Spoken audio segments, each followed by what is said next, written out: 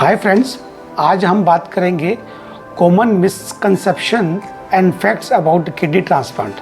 जैसा कि आप सबको पहले मैं बताना चाहूँगा कि kidney transplant is a best treatment for kidney failure patient as compare to dialysis. अगर डायलिसिस से कंपेयर करें तो ये एक बेस्ट ऑप्शन है, क्योंकि इस पर quality of life and longevity dialysis से बेटर रहती है। तो इसके जो कॉमन मिसकंसेप्शन हमारे समाज में है, उसमें सबसे पहला है कि ये डायलिसिस की तुलना में महंगा है, एक्सपेंसिव है। ऐसा नहीं है।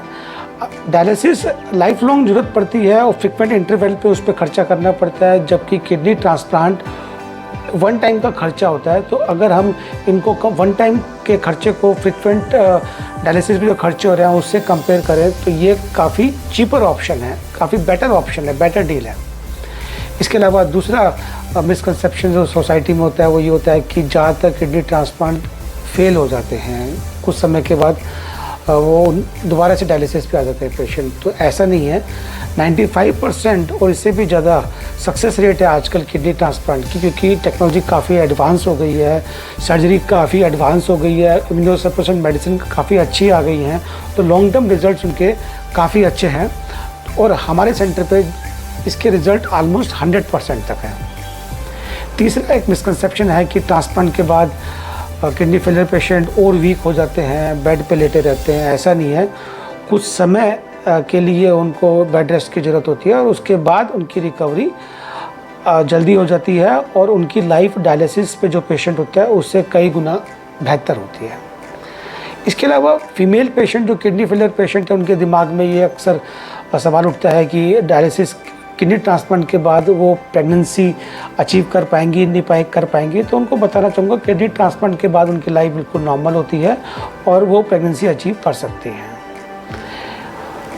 कुछ लोगों के दिमाग में ये अवधारणा भी होती है कि किडनी ट्रांसप्लांट एक लास्ट रिजोर्ट है।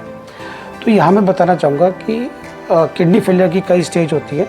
स्टेज 5 पे जब पेशेंट पहुँच जाता है उस केस में दो ही ऑप्शन होते हैं, डायलिसिस एंड किडनी ट्रांसप्लांट, और दोनों में से किडनी ट्रांसप्लांट बेटर होता है। तो ये लास्ट रिजॉर्ट ऑफ ट्रीटमेंट नहीं है, this is the first resort of treatment for any kidney failure patient और CKD 5 पेशेंट्स।